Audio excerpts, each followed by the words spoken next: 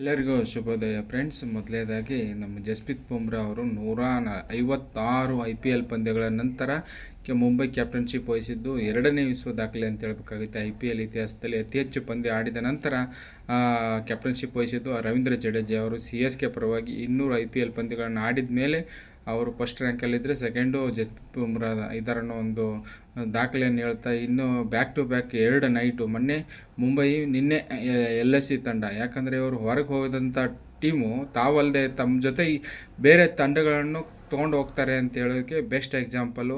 ಮೊನ್ನೆ ಪಂಜಾಬ್ ಅವ್ರನ್ನ ಮುಂಬೈ ಅವರು ಸೋಲಿಸಿದರೆ, ನಿನ್ನೆ LSC ಅವರು CSK ಅವ್ರನ್ನ ಸೋಲಿಸ್ತಾರೆ. ಒಂದು ದಾಖಲೆ ವಿಜಯ ಅಂತ ಹೇಳ್ಬೇಕಾಗುತ್ತೆ. ಒಂದು ಅತ್ಯುತ್ತಮ ಸ್ಕೋರ್ ಆಗಿತ್ತು, 187 ರನ್ನು 20 ಓವರ್ಗಳಲ್ಲಿ. ಯುವಯೋಗಿ ಆಕಾಶ್ ಸಿಂಗ್ ಅವರು ಕೇವಲ 4 ಓವರಲ್ಲಿ 25 ರನ್ ನೀಡಿ ಪ್ರಮುಖವಾದ ಪವರ್ ಪ್ಲೇಯಲ್ಲಿ 3 ವಿಕೆಟ್ ತೊಗೋತಾರೆ CSK ಅವ್ರದ್ದು. ಇವರಿಗೆ ಆ್ಯಕ್ಚುಲಿ ಪಂದ್ಯ ಶ್ರೇಷ್ಠ ಇವರಿಗೆ ಕೊಡಬೇಕಾಗಿತ್ತು, ಮಿಚೆಲ್ ಮಾರ್ಷ್ ಅವರು ಕೊಟ್ಟರು. ಮಾರ್ಷ್ ಅವರು ಶತಕ ವಂಚಿತ ಆಗ್ತಾರೆ. ಈ ಪಂದ್ಯದಲ್ಲಿ 7 ಸಿಕ್ಸ್ ಹೊಡಿತಾರೆ. 38 ಬಾಲಲ್ಲಿ 90 ರನ್ನು. Opening partnership 135 run. ಇವರಿಬ್ಬರು ಆಸ್ಟ್ರೇಲಿಯನ್ ಪ್ಲೇಯರ್ಸ್, ಇಂಗ್ಲೀಷು ಇವ್ರದ್ದು ಅಂತ ಹೇಳ್ತಾ ಭದ್ರ ಬುನಾದಿ ಹಾಕಿ ಕೊಡ್ತಾರೆ.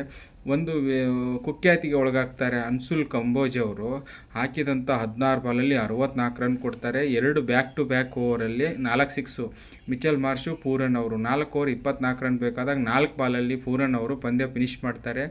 ಲಾಸ್ಟ್ 10 ಬಾಲಲ್ಲಿ 52 ರನ್ ಕೊಡ್ತಾರೆ ಕಂಬೋಜ್ ಅವರು. ಇದು ಒಂದು IPL ಇತಿಹಾಸದಲ್ಲಿ 23 ಪಾಯಿಂಟ್ ಪ್ಲಸ್ ಎಕನಾಮಿಕ್ಸ್ ಹಾಕಿದಂಥ ವರ್ಸ್ಟ್ ದಾಖಲೆ ಅಂತ ಹೇಳಬೇಕಾಗತ್ತೆ ಅಂತ ಹೇಳ್ತಾ, ಇವತ್ತಿನ ಕ್ರಿಕೆಟ್ನ ಹೆಚ್ಚಿನ ಅಂಶಗಳನ್ನು ತಮ್ಮೊಂದಿಗೆ ಹಂಚಿಕೊಳ್ಳುತ್ತೇನೆ ಅಂತ ಹೇಳ್ತಾ ನನ್ನ ವಿಡಿಯೋ ಮುಗಿಸ್ತಾ ಇದ್ದೀನಿ. ಜೈ ಹಿಂದ್.